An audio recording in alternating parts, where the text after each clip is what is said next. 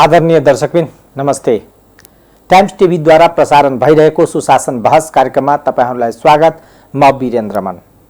आज महामानव बीपी कोइरालाको स्मृति दिवस। विभिन्न ठाउँमा नेपाली कांग्रेस र उहाँका विचारसँग नजिक रहेका संस्था व्यक्तिहरूले वृक्षारोपण गरेर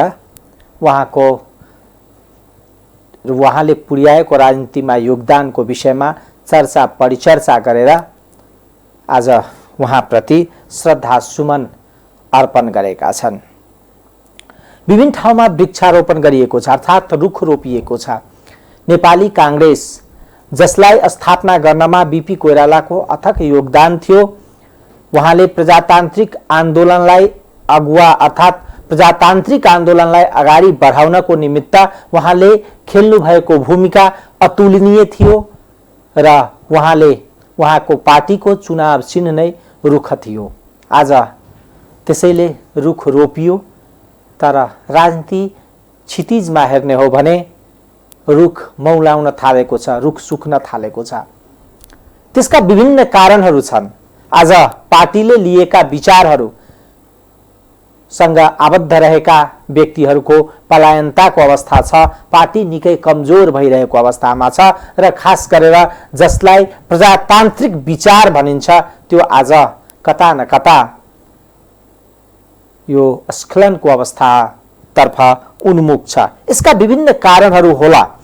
संविधान जारी भइसकेपछि कुनै खासै परिवर्तन देशमा आएको थिएन र नेपाली कांग्रेसले कुनै खासै बिगार पनि गरेको थिएन, तर जनताले वाम राजनीति अर्थात् तत्कालीन अहिलेको नेकपा र तत्कालीन माओवादी एमालेलाई सरकार चलाउन जनादेश दिए। यसका पछाडिका विभिन्न मन्थनहरू चिन्तनहरूलाई हेर्ने हो भने जानकारहरू के भन्छन् भने नेपाली कांग्रेस भित्र वैचारिक नीति बिस्तारै समाप्त हुन थालेको छ। व्यक्तिगत नेताहरूको व्यक्तिवादी चरित्र हावी हुन थालेको छ र वैचारिक धरातल उसको कमजोर हुन थालेको छ र पार्टी गुटबन्दीमा मौलाउन थालेको छ।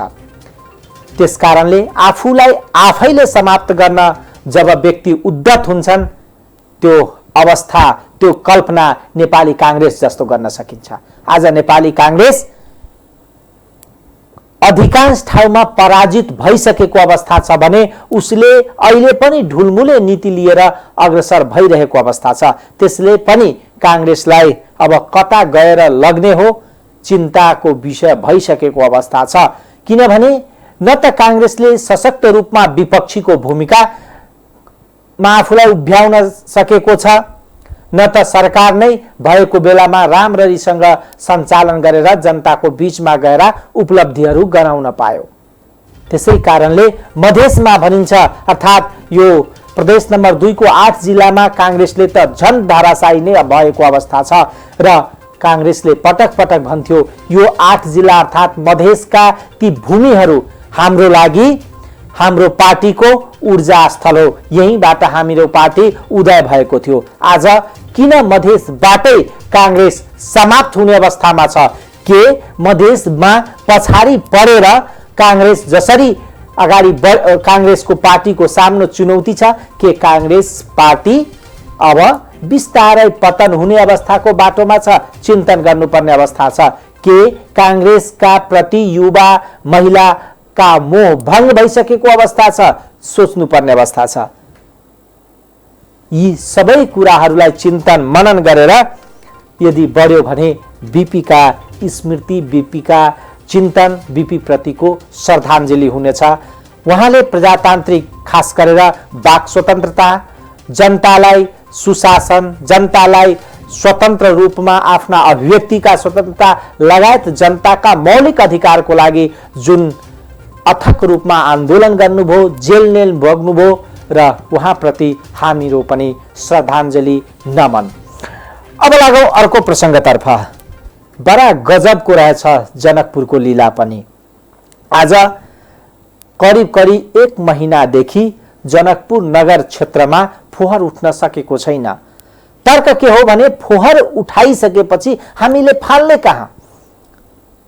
फोहर संकलन गरेर फाल्ने कहाँ, किनभने कहीं पनि व्यक्तिले फाल्न दिइरहेको अवस्था छैन फोहर।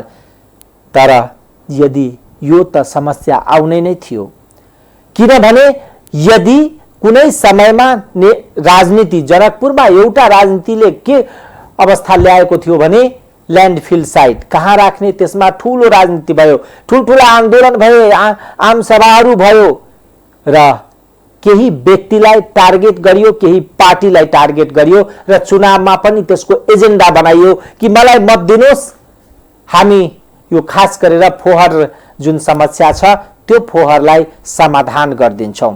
तर जसले भन्छ त्यो आन्दोलनका वा त्यो एजेन्डालाई प्रस्तुत गरे आज सत्ता सरकार प्रमुख भइसकेको अवस्था छ, तर फोहर समस्या जस्ताको त्यस्तै छ। भन्ने हो भने 41 करोड रुपैयाँ फोहर व्यवस्थापनको निमित्त जुन ल्यान्डफिल साइटको निर्माणको लागि आएको थियो फिर्ता भइसक्यो, किनभने त्यो सञ्चालन गर्न सकेन र नेतृत्व यहाँका स्थानीय तहका प्रमुख उपप्रमुख वा जिम्मेवार बोर्डका प्रतिनिधिहरूले त्यसलाई चलाउन सकेन, कहाँ ल्यान्डफिल साइट राख्ने, त्यसकारणले त्यो अवस्था थियो। अब जहाँ जहाँ फोहर फालिँदैछ स्थानीय वासीहरूले विरोध गरेर यो एरियामा नफाल्नुस् भनिसकेको अवस्थामा अब नगरमै फोहर थुप्रिएको छ, नाक थुनेर हिँड्नुपर्ने अवस्था छ र बडा विडम्बनापूर्ण अवस्था छ। 20 लाख रुपैयाँ हामी फोहर व्यवस्थापन र वातावरण संरक्षणको कार्यशालामा खर्च गर्छौं, यस्तो अवस्था छ। र अर्कोतर्फ फोहर व्यवस्थापनको लागि सामान्यतया फोहर व्यवस्थापनका लागि फोहर व्यवस्थापन ऐन 2068 आइसकेको अवस्था छ। त्यसले फोहरको वर्गीकरणदेखि लिएर व्यवस्थापनको सम्पूर्ण दायित्व नागरिक, स्थानीयता र जो फोहर उत्सर्जकर्ता अर्थात फोहरलाई उत्पादन करता हो तिनीहरूको काम कर्तव्य सबलाई छरपष्ट गरिसकेको अवस्था छ। यस्तो अवस्थामा सबैभन्दा प्रमुख कुरा के हो भने फोहर व्यवस्थापन गर्ने दायित्व स्थानीय तहको हो, त्योबाट पन्छिन मिल्दैन। परिच्छेद 2 को दफा 4 मा फोहर मैला व्यवस्थापन गर्ने दायित्व सम्बन्धमा यस ऐन बमोजिम फोहर मैला व्यवस्थापन गर्ने दायित्व गर्ने गराउने दायित्व स्थानीय तहको हुनेछ। प्रष्ट रूपमा व्यवस्था छ। त्यसकारणले कुनै कदाचित इन्तु परन्तुको साथमा यो दायित्वबाट कसैले पन्छिनु पाउँदैन। हामीले गर्यौं कि या हाम्रा जनप्रतिनिधिले के गरे भने 3 करोड रुपैयाँमा ब्रुमर खरिद गरे। गत आर्थिक वर्षमा 3 करोड रुपैयाँमा ब्रुमर खरिद गरे र त्यसबाट अब नगरको फोहर समाप्त हुन्छ, फोहर व्यवस्थापन गर्छौ भनेर भन्यो, ब्रुमर खरिद गर्यो। त्यसपछि 1 करोड रुपैयाँको अहिले जेसीबी खरिद गर्यौं यो आर्थिक वर्षमा, विगतको गएको आर्थिक वर्षमा। तर सबभन्दा चुनौती जुन नगरमा थियो त्यो फोहर कहाँ व्यवस्थापन गर्ने कसैको समयमा ध्यान गएन र अवस्था यस्तो आइसक्यो 1 महिनादेखि फोहर उठ्न पाएको छैन। युवाहरू आजित भइसकेपछि आज सबै युवाहरू मिलेर विभिन्न ठाउँको फोहर संकलन गरेर जनकपुर उपमहानगरपालिकाको कार्यालयको अगाडि गएर थन्काइदियो। बडा बहादुर त्यहाँको हाम्रो प्रहरी पनि जब त्यो थन्काउन गयो युवालाई समातेन प्रहरीले र त्यो ट्र्याक्टर जहाँ फोहर ल्याएको थियो त्यो ट्र्याक्टरलाई नियन्त्रणमा लिइसक्यो। र यदि यो फोहर दुर्गन्धित गर्ने निकायलाई हामीले सचेत गराउन सक्दैनौं, जिम्मेवारी त्यहाँ पनि हो, यो प्रहरी प्रशासनको पनि जिम्मेवारी हो कि आखिर यो सडकमा त्यतिकै फाल्दै हिँड्ने त्यसलाई केही नगर्ने अवस्था छ। र जब ती आजित व्यक्ति भइसकेपछि नाक थुन्नु पर्ने बिरामी हुने अवस्था आइसकेपछि सर्वसाधारणले आन्दोलनको माध्यमले त्यो सांकेतिक विरोध गर्दाखेरि प्रहरी आएर समातिहाल्ने, अर्थात् कतै न कतै यी दायित्वबाट पन्छिने खोज्ने र दायित्व चरम दायित्वको जुन जिम्मेवारी वहन नगर्नेलाई प्रोत्साहन गर्ने काम छ, त्यसलाई बन्द गर्नुपर्छ। किनभने राज्यको शान्ति सुरक्षाको अर्थ यो होइन कि हामी शान्ति सुरक्षाको अर्थ लिने तर हामी आफ्नो दायित्व पालन नगर्ने र दायित्व पालन गराउनमा चुक्ने पदाधिकारीलाई बोल्न पनि नबोल्ने यस्ता कामहरू हुनु हुँदैन। यसले जनतालाई जनताको प्रति व्यवस्था प्रति मोह भंग हुन्छ। त्यसकारण यसतर्फ जिम्मेवार निकायहरू सतर्क हुनुपर्छ, सचेत हुनुपर्छ र जिम्मेवार बन्नुपर्छ। के भएको थियो आज जनकपुरमा बिहानदेखि हामी तपाईलाई त्यो दृश्यहरू हेराउँदैछौँ। जनकपुरका युवाहरूले उपमहानगरपालिका कार्यालय अगाडि फोहर थुपारेर विरोध जनाएका छन्। उपमहानगरपालिका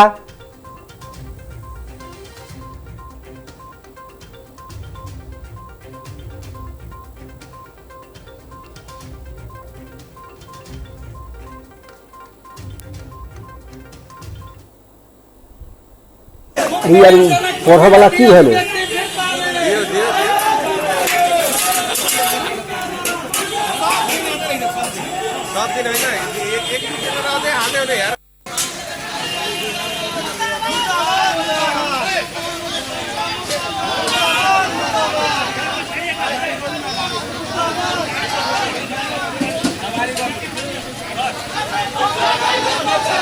जनकपुरका युवाले उपमहानगरपालिका कार्यालय अगाडि फोहर थुपारेर विरोध जनाएका छन्। उपमहानगरपालिकाका कार्यालयले व्यवस्थापनतर्फ चासो नदिएको भन्दै कार्यालयको प्रवेशद्वारमा फोहर फालेर युवाहरूले विरोध जनाएका हुन्। मंगलबार बिहान जानकी मन्दिर, राम मन्दिर वरिपरि क्षेत्रमा थुपारिएको फोहर ट्र्याक्टरमा उठाउन लगाएर उनीहरूले उपमहानगरपालिकाका कार्यालय प्रवेशद्वार नजिकका फोहर थुपारिएका हुन्। उपमहानगरपालिकाले व्यवस्थापन गर्न नसक्दा करिब 2 सातादेखि जनकपुरमा फोहर उठ्न सकेको छैन। मुख्य सडक सहित भित्री बस्तीहरूमा फोहर व्यवस्थापन नहुँदा शहर दुर्गन्धित बनेको छ। उपमहानगरपालिकाले व्यवस्थापनतर्फ चासो नदिँदा विरोध स्वरूप आफूहरूले जानकी मन्दिर वरिपरि फोहरको कार्यालय अगाडि फ्याकेको युवा अभियन्ता सुशील कर्णले बताउनुभयो। फोहरले शहर नै दुर्गन्धित भइसकेको अवस्थामा पनि उपमहानगरपालिकाका कार्यालयले व्यवस्थापनतर्फ चासो नदेखाएको उनीहरूको भनाइ थियो। तर दर्जन भन्दा बढी युवाहरूले स्वयं ट्र्याक्टर व्यवस्था गरी फोहर उठाएको चन्दन रायले बताउनुभयो। सकभर फोहर थुपारिएको महानगरलाई मतलब नरहेको युवा अभियन्ता सरोज मिश्रको कथन रहेको छ।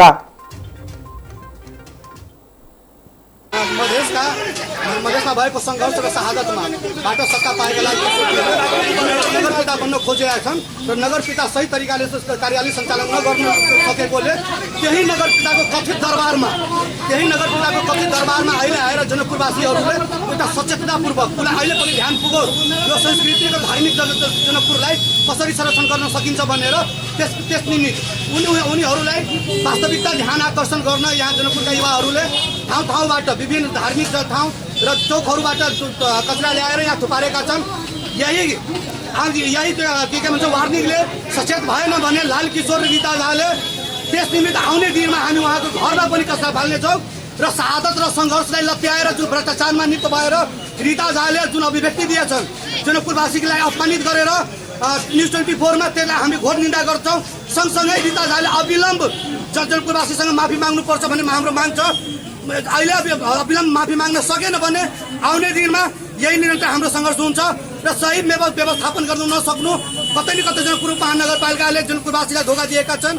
यो शहादत र सङ्घर्षबाट सत्ता प्राप्तिमा जुन भ्रष्टाचारमा लिप्त भएछ, पक्षपाती बनेछ र लठैतहरूलाई पारेर एउटा गुन्डागर्दीको अखाडा बनाएछ जनकपुर महानगरपालिकालाई, त्यसलाई चिर्न जनकपुरवासीका युवाहरूलाई, जनकपुरका विभिन्न ठाउँका युवाहरूले अहिले कचरा थुपारेका छन्। आउने दिनमा सचेत भएन भने उसको घर अथवा उसलाई पर्सनल टार्गेट गर्नुपर्छ भने जनकपुरको संरक्षण र संवर्धनका लागि हामी तयार छौँ र त्यसै निमित्त आज कार्यक्रम हामी यस्तो कचरा फ्यालेका छौँ। जनकपुर उपमहानगरपालिकाले विगतदेखि लिएर अहिलेसम्म, मेरो मतलब जबदेखि स्थानीय निर्वाचन भयो अहिलेसम्म के काम गरेको छ त्यो पारदर्शी गर्नु पर्यो। किनभने आइयुडिपी परियोजना एडिबी प्रोजेक्ट जुन हाम्रो ऋणले गर्दाखेरि एडिबीले दिएको ऋणबाट 2 अरबको विकास, राम्रो नराम्रो दीर्घकालीन अल्पकालीन विकास हामीले हेर्न सकेका छौँ। सडक बनेको, ढल बनेको, त्यो राम्रो होस् नराम्रो होस्, तर जनकपुर उपमहानगरपालिकाको लगभग 6 अरबको विकास कुन भएको हो हामीलाई जनकपुर उपमहानगरपालिकाले देखाइदिनु पर्यो। नम्बर 1। नम्बर 2, 4 वर्ष बितिसक्दा पनि अहिलेसम्म ल्यान्डफिल्ड साइटको व्यवस्थापन गर्न नसकेको नगरपालिकाले फोहोर व्यवस्थापनको नाउँमा करोडौँ खर्च गरेर जुन प्रत्येक वर्ष सार्वजनिक गर्ने गरेका छ, आफू झाडु समातेर त्यसको खर्च पनि निकाल्ने गरेका छ, व्यापक भ्रष्टाचार गर्ने गरेका छ। 1.5 अरबको करोडको गाडी किनेर आज 6 महिनादेखि एक्सिडेन्ट पारेर त्यसलाई कमिसनको चलखेलमा नबनाउने, गाडी नकिन्ने, बस किनेर कर्मचारीहरूलाई सुख सुविधा दिने कुरा मात्रै गरेर बस किन्ने जसको आवश्यकता छैन, फोहोर व्यवस्थापनको लागि ट्र्याक्टरहरू नकिन्ने, गाडीहरू नकिन्ने यावतका कुराहरूलाई ध्यानमा राखेर हप्तौं दिनसम्म जुन जनकपुर बजारमा फोहोर मैला रहिरहन्छ र यिनीहरू सुतेर बस्छन्, आज यिनीहरूलाई जागृत गराउन, ठग घटाउन हामीहरूले जानकी मन्दिर परिसरदेखि लिएर विभिन्न चोकबाट फोहोर मैला ल्याएर यहाँ अवेरनेसको लागि जनकपुर उपमहानगरपालिकालाई उत्तरदायित्व बोध गराउनको लागि हामीहरू यो कार्यक्रम आज गरेका हौँ। उपमहानगरले फोहोर व्यवस्थापनतर्फ चासो नदिएपछि यस अघि केही वार्डाध्यक्षले आफ्नो पहलमा सरसफाई गर्न लगाएका थिए। फोहोर फ्याँक्ने ठाउँ नहुँदा व्यवस्थापनमा समस्या देखिएको उपमहानगरपालिकाको भनाइ छ।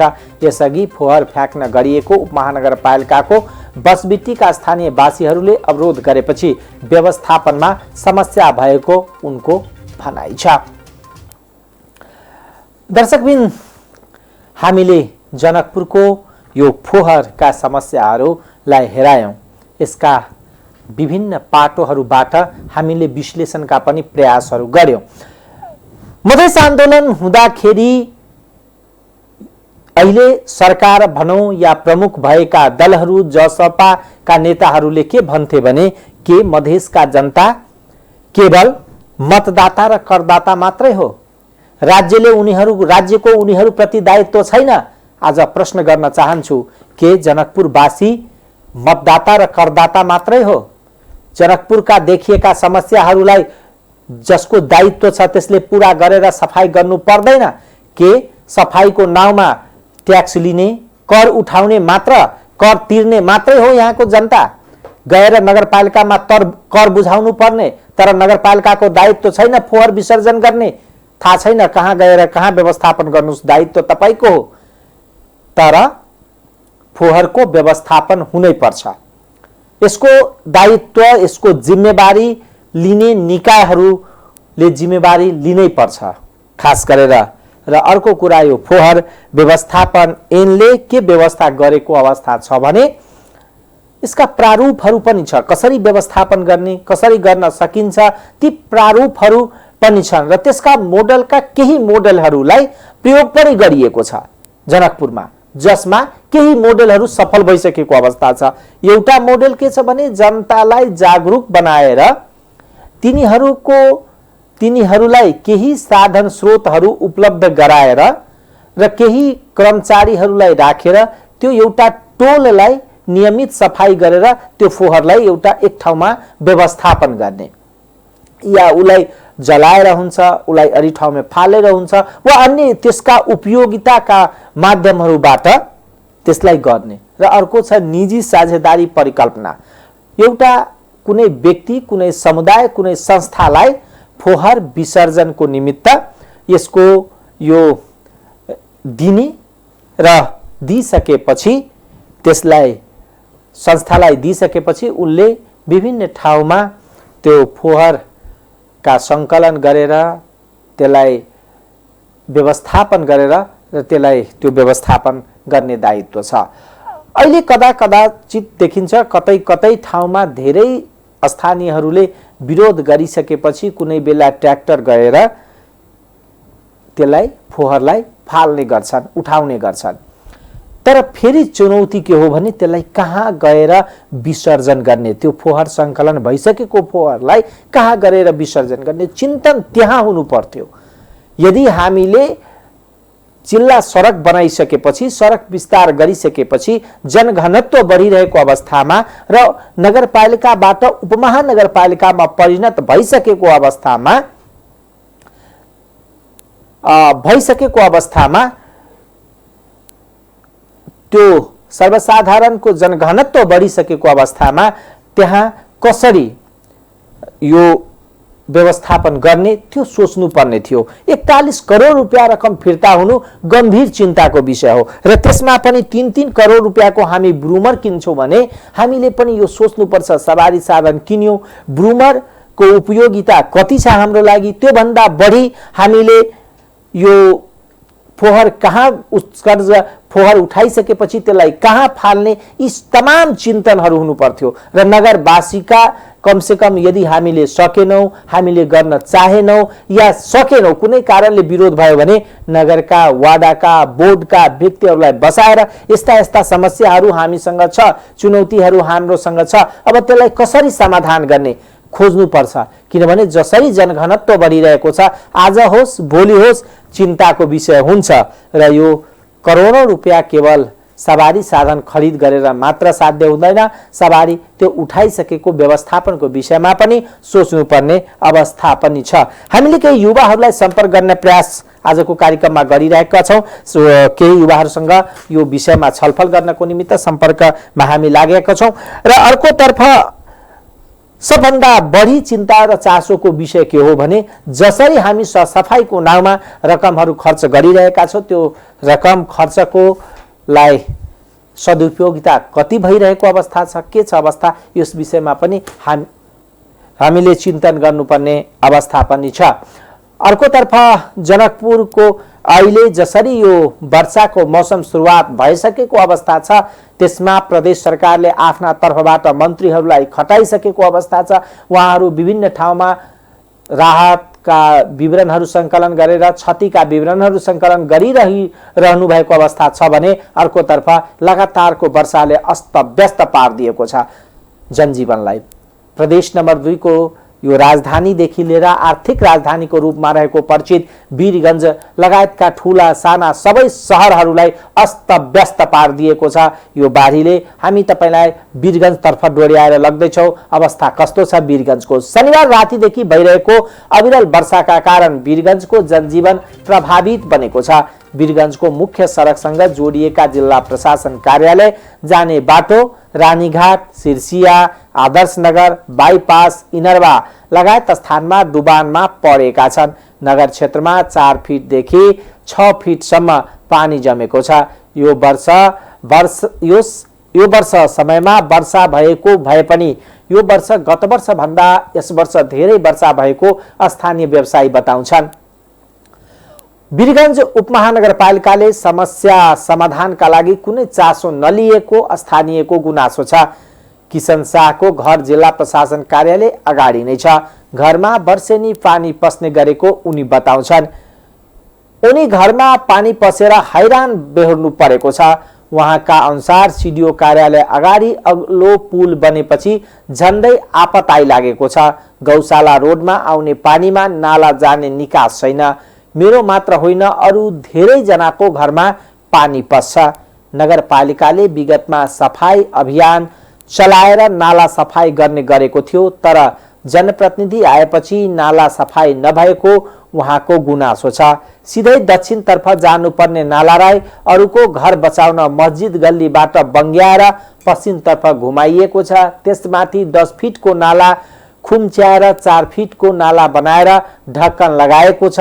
उहाँले भन्नुभयो, स्थानीय सरकार आएपछि नालाको सफाई समेत हुन सकेको छैन। जिल्ला प्रशासन कार्यालयको मूल गेट अगाडि उत्तम श्रेष्ठको घर लगायत दर्जनौं घर पसलमा पानी पसेको छ। गोयसरा रोड पुरै जलमग्न बनेको छ। श्रेष्ठले भन्नुभयो, जिल्ला प्रशासन कार्यालय अगाडि घर छ भन्न पनि लाज लाग्छ, किनकि 1-2 घण्टा वर्षा हुन बित्तिकै घरभित्र पानी पस्छ। वाडा अध्यक्ष नगर प्रमुखलाई समस्या बारे जानकारी गराउँदा सुन्दैन उहाँले भन्नुभयो, वीरगञ्जको मुख्य नालामाथि कतिपय मानिसहरूले संरचना नै बनाएका छन्। क्लासिक होटल, हरिखेतान क्याम्पस मुनि नाला छ। ती ठाउँमा माटो जमेर पानीको निकास हुन नसकेको सिडिओ कार्यालय श्रीपुर लगायत क्षेत्रमा पानी जम्ने गरेको छ।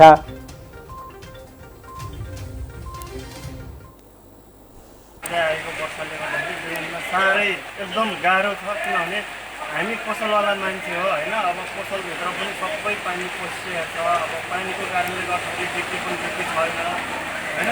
लगायत सबै सर्वसाधारण सबैलाई अफिस जानेदेखि लिएर बाटो हिँड्नेदेखि लिएर सबै व्यापारीहरूलाई मार्को परेको अवस्था छ यहाँनिर होइन। यस्तो पानीमा पनि अब कोही बिमारी भइहाल्यो भने पनि एम्बुलेन्स या कुनै गाडीले पनि अब सेवा दिइसक्ने अवस्था छैन पानीले गर्दाखेरि होइन। तपाईँ हेर्न सक्नुहुन्छ यति धेरै पानी छ, कृषकहरू धेरै समस्या छ सर।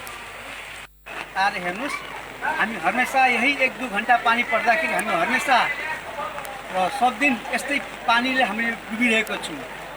र अहिलेको जनप्रतिनिधि हुनुहुन्छ विदेश सहयोगी मेयरजी हुनुहुन्छ, उहाँले पनि एकचोटि रानीघाटलाई हेर्नुहुन्छ, हाम्रो गसुवा रोडमा एकचोटि आएर हेरिदिनुहोस् नि। यहाँ छौँ हामी डुबिरहेको छौँ भने हाम्रो घरमा पानी घुसिरहेछ, हाम्रो खाना पकाउने ठाउँ छैन। ठिक छ, उहाँहरूले पनि एकचोटि हेर्नु भएन। मदत गुप्ता पनि हुनुहुन्छ, उहाँ पनि हुनुहुन्छ, सबैले हेर्नुपर्छ। हिजो रातिदेखिको यो भारी वर्षाले विभिन्न जग्गा धेरै ठाउँ डुबान परेका छन्। हाम्रो जिल्ला प्रशासन कार्यालय आफै पनि एकदमै डुबान परेको छ।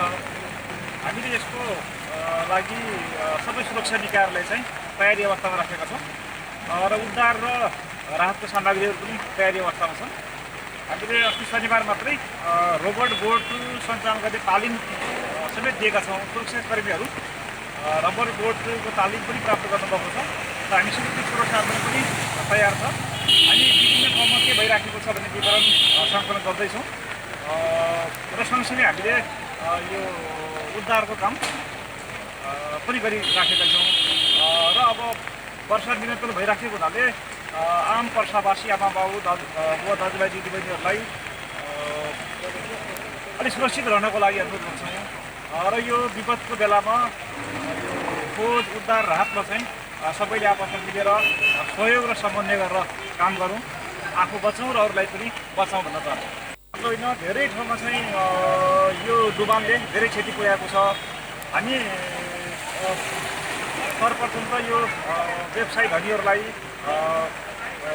र सम्बन्धित व्यक्तिहरूलाई वास्तवमा आफ्नो सुरक्षाको लागि क्षति हुन नदिनको लागि आफै सजग बन्नुहोस् र कहीँ त्यस्तो डुबाउनु थालेको छ, क्षति पुर्याउने अवस्था छ भनेदेखि तत्कालै नजिकको सुरक्षा निकायलाई खबर गर्नुहोस्। हामी सुरक्षा निकायहरू र अन्य सम्बन्धित निकायहरूलाई चाहिँ एउटा उद्धारको लागि थप क्षति हुन नदिनको लागि परिचालन गर्छौँ।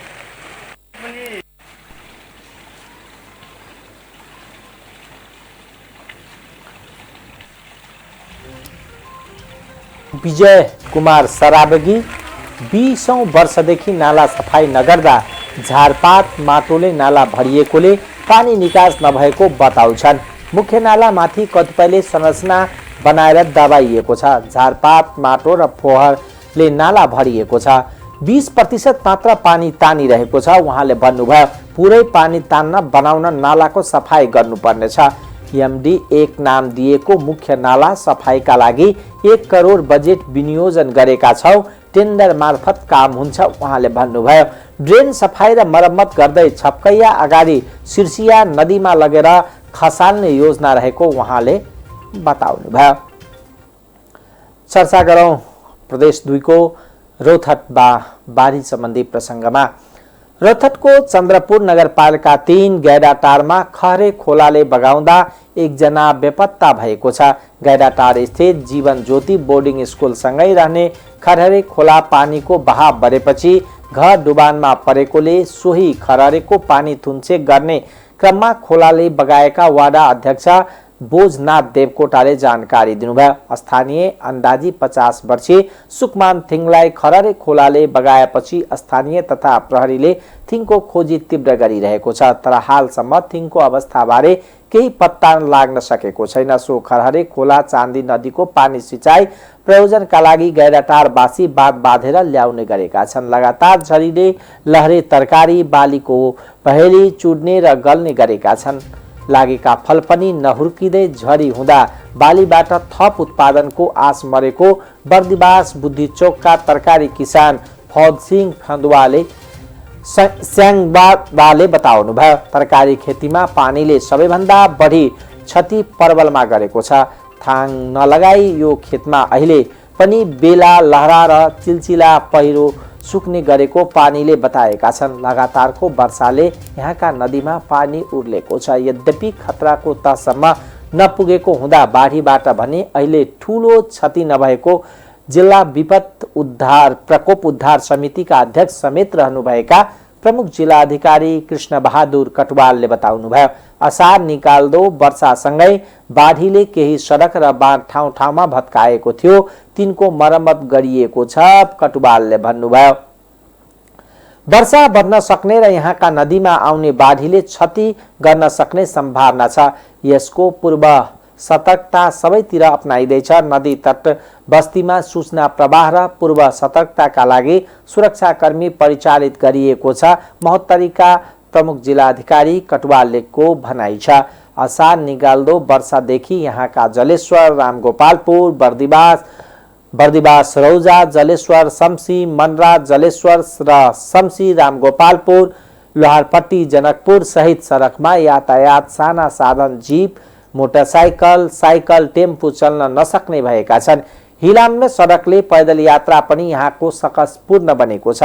यी सबै सडकमा स्तर उन्नतिका कामका लागि ठेक्का बन्दोबस्त भए पनि ती कम्पनी कानमा तेल हालेर सुतेको सर्वसाधारणको खरो टिप्पणी बढेको छ।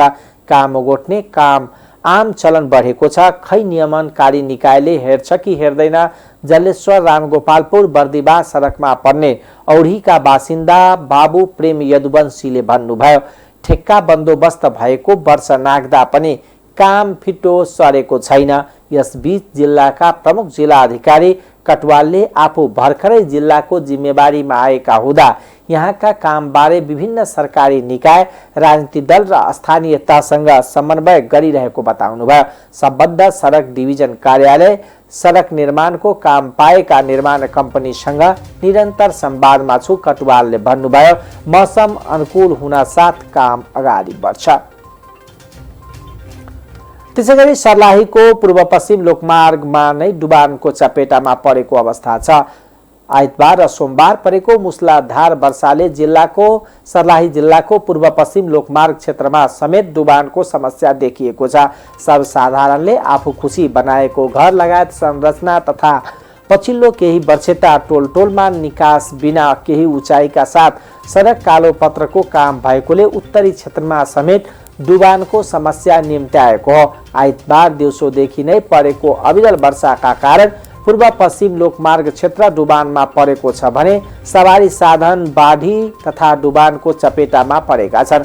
वर्षाले उत्तरी क्षेत्रका लालबन्दी, नवलपुर, हरिवन, नयाँ रोड, बागमती लगायतका स्थानमा समेत कतिपयका घरहरू डुबानमा परेको स्थानीयवासीले गुनासो गरेका छन्। कतिपय ठाउँमा कालोपत्रे सडक समेत संरचनामा पानीले क्षति पुर्याएको छ। हरेक वर्षायाममा सदरमुकाम मलङ्गवा सहित दक्षिण क्षेत्रका बजार एवं गाउँ जलमग्न हुने तथा वर्षाको पानीबाट समस्या झेल्दै आइरहेको भए पनि पछिल्लो 2 वर्षता उत्तरी क्षेत्रमा समेत डुबानको समस्या देखिएको छ। विक्रम सम्वत 2050 को अविरल वर्षामा समेत जलमग्न नभएको उत्तरी क्षेत्रका बजार गाउँ अहिले समयमा पानी पर्दा पनि डुबानको चपेटामा परेका छन्। निकास बिनाको विकासले डुबानको समस्या बढेको सामाजिक अभियान कर्मी रजनीकान्त झाले भन्नुभयो। नाला, हिमपाइप, कलभट जस्ता निकास नै नदिएर सडकको उचाइ बढाउँदै कालोपत्रे गर्ने क्रम बढिरहेको छ। घरहरू जताततै निर्माण भएकोले पनि समस्या सृजना भएको छ, झाले भन्नुभयो। आइतबार र सोमबारको अविरल वर्षाका कारण पूर्व पश्चिम लोकमार्गका केही लचकाहरूमा बाढी आउँदा सवारी साधन आवत जावत समेत समस्या भएको ट्राफिक प्रहरीले बताएको छ। त्यसैगरी गजेन्द्र नारायण क्षेत्र औद्योगिक क्षेत्र समेत वर्षाले जलमग्न भएको अवस्था छ। लगातार 2-3 दिनदेखि परेको मुसलेधारे वर्षाका कारण सप्तरीको गजेन्द्र नारायण सिंह औद्योगिक क्षेत्र जलमग्न भएको छ। लगातारको वर्षाका कारण विभिन्न नदी हुँदै बगेर आएको पानीको बहाव औद्योगिक क्षेत्रमा पसेपछि डुबान भएर जलमग्न भएको स्थानीय गजेन्द्र मण्डलले जानकारी दिनुभयो। सप्तरीको रूपनी गाउँपालिका स्थित बसबिट्टीमा पर्ने सो औद्योगिक क्षेत्र वरिपरि पानीको निकास हुन नसक्दा जलमग्न भएको हो। औद्योगिक क्षेत्र डुबान हुँदा त्यसभित्र रहेका उद्योगमा समेत पानी पस्दा लाखौं मूल्य बराबरको क्षति भएको औद्योगिक क्षेत्रले जनाएको छ। सरकारी उपेक्षाको मार खेप्दै आएका औद्योगिक क्षेत्रमा उद्योग सञ्चालन गर्दै आएकोमा लगातारको वर्षाका कारण डुबान हुँदा केही उद्योगमा पानी समेत पसेको उद्योगी व्यवसायहरूले बताएका छन्। औद्योगिक क्षेत्रभित्र मिलन डेरी उद्योग, Mahalaxmi paint industries, Kantipur plastic उद्योग र कोशी पोलोमिक्स उद्योग सहित लगायत सञ्चालनमा छन्। औद्योगिक क्षेत्रको पूर्व र दक्षिण छेउबाट बग्ने पानीको बहाव थुनिएर पानी निकास नभएका कारण औद्योगिक क्षेत्र जलमग्न भएको स्थानीयवासीको भनाइ छ। त्यस्तै लगातार 3 दिनदेखि भइरहेको वर्षाले सप्तरीको दक्षिण र पश्चिम भागका तिलाठी, कोइलाडी र बलान बेहुल गाउँपालिकाका विभिन्न वाडामा परेका छन्। भलुवाही खोलामा आएको बाढीले निकास नपाउँदा राजविराज नगरपालिका वाडा नम्बर 1, 2, 5, 6, 7, 8, 10 र 15 का करिब 150 घर डुबानमा परेको जनाइएको छ। दर्शकबिन, हामीले यो बाढी पहिरोले पारेको समस्या र को विषयमा जानकारी गरायौं। खास गरेर सरकारले औद्योगिक क्षेत्र, खास गरेर मधेसका उद्योग क्षेत्रहरूलाई विकास प्रवर्धन गर्नको निमित्त विभिन्न ठाउँमा पैसाहरू लगानी गरिरहेको अवस्था छ। यस्तो अवस्थामा यो गजेन्द्र नारायण सिंह औद्योगिक क्षेत्रमा परेका पानीले प्रभाव सृजना गरेको छ। किनभने तिनीहरूको वातावरण हामीले बनाउन सक्दैनौँ भने कुनै पनि उद्योग विस्तार गरेर त्यहाँ लगाउन सक्ने अवस्था देखिँदैन। त्यसकारणले राज्यको सरकारका, प्रदेश सरकार, संघीय सरकार र विभिन्न स्थानीय सरकारहरूको पनि त्यसतर्फ ध्यान दिनुपर्छ। किनभने वातावरण निर्माण गर्ने, औद्योगिकरणको वातावरण निर्माण गर्ने दायित्व र जिम्मेवारी स्थानीय तहको पनि हो, प्रदेश सरकारको पनि हो र संघीय सरकारको। यो तीनटै सरकारको बीचमा समन्वय भएर गएको अवस्था भयो भने मात्रै औद्योगिक वातावरण हुन्छ र उद्योगको विकास भएको अवस्थामा मात्रै हाम्रो अर्थतन्त्रको सबलीकरण र अर्थतन्त्रले योगदान दिन्छ। विशेष गरेर आजको कार्यक्रममा हामीले जनकपुर धाममा देखिएको फोहोरको समस्या, खास गरेर यो धार्मिक नगरी हो र धार्मिक नगरीका कारणले बाहिरबाट आउने, अहिले कोरोनाका कारणले यातायात सञ्चालनहरू नभएको अवस्थामा जुन किसिमले पर्यटकहरू आउनुपर्ने हो त्यसमा कमी आएको अवस्था छ भने, अन्य गतिविधिहरू पनि सुस्त भएको अवस्था छ भने, त्यस कारणले पनि सर्वसाधारणको त्यति जनकपुरमा चाप छैन। थोरै चापको बीचमा पनि यो अवस्थाले कतै न कतै जनकपुरको धार्मिक गरिमामाथि पनि ठेस पुगिरहेको अवस्था छ। र अर्कोतर्फ प्रदेश सरकारले पनि मुख्यमन्त्री स्वच्छता अभियान लगायतका स्वच्छतासँग जोडिएका विभिन्न कार्यक्रमहरू गरिरहेको अवस्था छ।